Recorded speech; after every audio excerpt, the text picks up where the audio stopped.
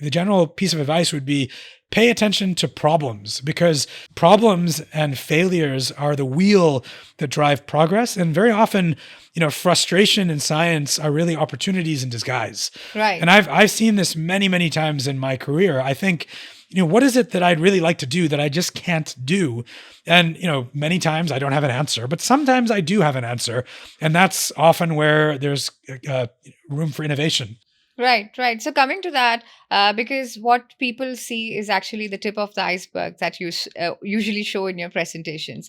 You have this, fabulous techniques. Everything is working super great. Right. But then how many times have you failed before that? And when it comes, can you give me an example where you were so sure about that this is what I want to work towards it? It didn't work out. Then what did you do? I think so the only reason we have succeeded as we have is because we have failed more than other people. Yeah. If there's any secret to our success, it's failing and then really thinking about the failure, learning from the failure. And then we think about how to improve on what we did before. So there's this saying by, I think, Samuel Beckett, fail again, fail better. And that's what we try to do.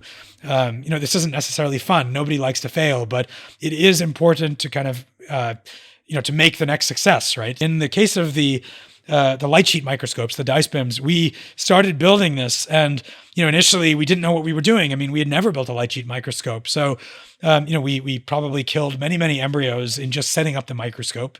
And then we started to collect data, and we're fortunate to have collaborators who had looked at these embryos before with existing microscopes, and our images weren't quite as good. And so this led us to think, well, why aren't they as good? How do we tweak the microscope to make them better? And I think the key thing is we didn't stop, we didn't get discouraged. It's not a failure if you pick yourself up, right? And it's only really a failure if you stay down. And, you might come to a point, right, in any particular project where you have to stop, and then you abandon it and you do something else. But a lot of times I think we succeed because we encounter some difficulty and we think and we keep thinking. And again, these failures are often opportunities. They're opportunities to learn, about why the thing isn't working, right? Which is, I think, important for science. This is how science progresses. Yeah, and I think that's a very important lesson for all the people out there who is, planning to build things. That most often it fails. Often it fails. Yeah, it doesn't, exactly get there in the first go. But then people do not know when to give up and when to stop, when to start another thing, or how to rise from that failure. I think that's a big.